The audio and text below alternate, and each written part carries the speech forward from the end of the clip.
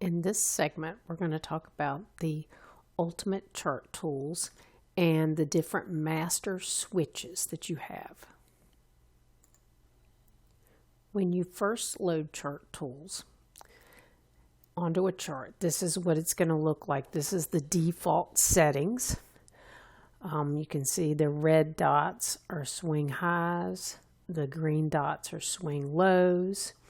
You've got bear boxes and bull boxes that are showing you the micro trend, and then you can see you have impulse and correction shown here, which is your macro trend, as well as you see these magenta and green base highs and base lows, and you will also see some that are in red, and we'll explain the differences in more detail when we talk about those bases.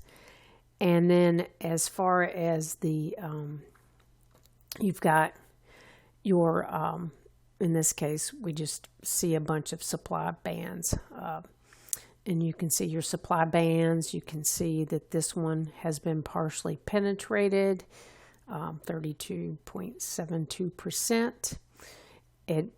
One of the features of Ultimate is it actually tells you the value of that band, and then your proximal and distal line are indicated, as well as it tells you the time of day for the leg out candle when the band was created. And you can see these green and red lines here show you that this is a base in the making. And then you also have these blue lines here, which are showing you your prior trend. Let me move this so you can see a little better. So, and you can see that it has it broken into thirds, the prior trend. So you can see what would be an area where you might want to consider getting into a trade as a supply band versus the middle, which most people don't trade in. And then you would have the lower section where you would expect price to maybe go higher depending on the trend, and you might want to enter in on a demand band. So let me show you how to turn different features on and off, because you may not want all these on your chart.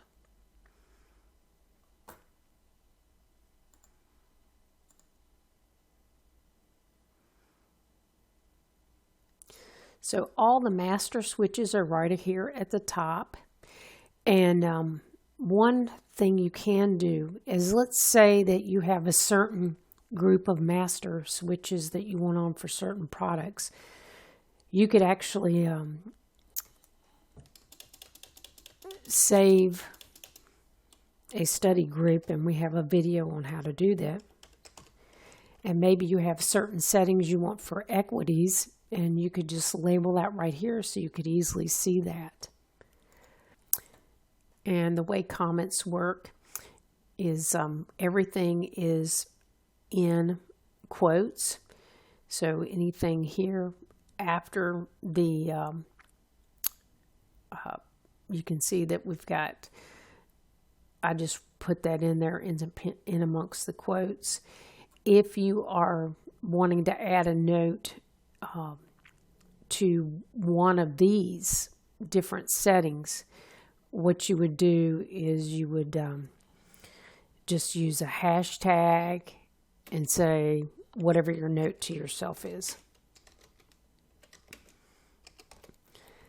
And that has to be within the quotes. But so your default is for your supply and demand bands to be on. But let's say maybe you don't like seeing all the swing highs and swing lows, and your default for that setting is true. So all you have to do is change that to false.